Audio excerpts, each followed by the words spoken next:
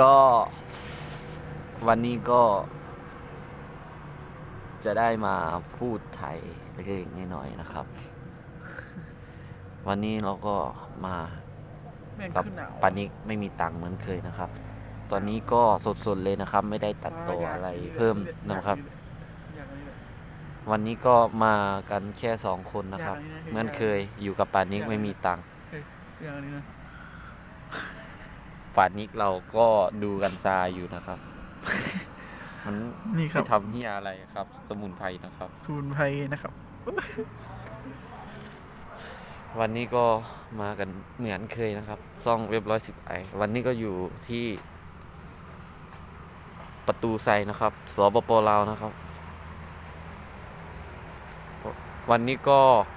เที่ยงคืนแล้วนะครับ วันนี้ก็ไม่มีอะไร ไม่มีทางจะไปไหน ก็เลยมา ภาษาลาวก็มานั่งเล่นภาษาลาวก็ภาษาไทยก็ มันก็คล้ายๆคือกัน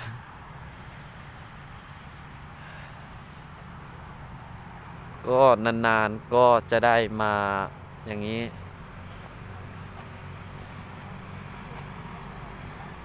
วันนี้พอดีก็ว่างๆแล้วก็เลยมากับป่านนี้วันว่างๆอยู่กับซ่องWeb110iเหมือนเคยนะครับพอดีเขาจะมีงานของสปป.ลาวงานงานงานไม่เนี่ยโอ้โหแล้วบอสอ่านนะเดี๋ยวโครงการโครงการนะเฮงงานโครงการเฮงงานผมเหมือนเฮงสากลเนี่ยสักอโอ้ย่างในงานสากลนะครับ สากลรวมกันทั่วประเทศลาวนะครับพอดีมีงานประมาณวันพรุ่งนี้งานก็จะเริ่มแล้ว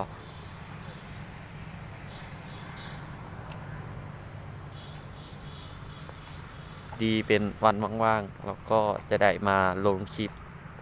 วันนี้สดๆเลยนะครับไม่ได้ตัดต่ออะไรทั้งนั้น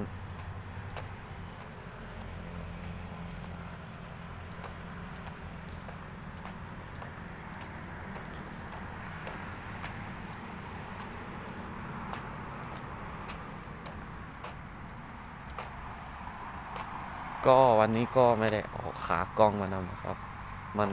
เวลาเดินมันก็จะสั่นไป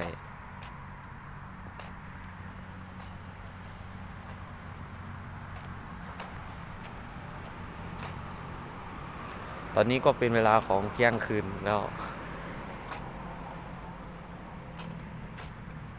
ป่านนี้ไม่มีตังค์ไม่อยากนอนมันบอกว่าจะมานั่งเล่นนะครับใครที่มาลาวก็อย่าลืมมาที่นี่ได้นะครับประตูไซนะครับแห่งสปป.ลาว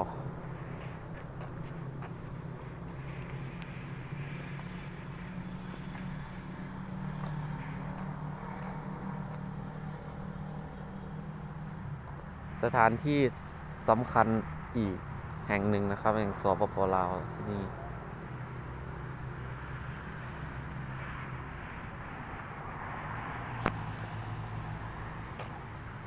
พอดีมันจะมืดเล็กๆหน่อยๆไม่อยากเดินเข้าไปในนะครับเพราะว่ามันไม่สะดวกพูด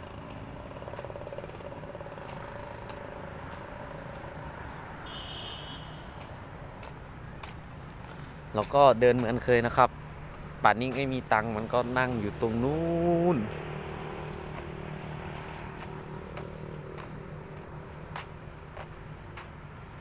พอดีเป็นเวลาของเที่ยงคืนแล้วมันก็ไม่มีสาวๆมาเที่ยวกันเลยสักคน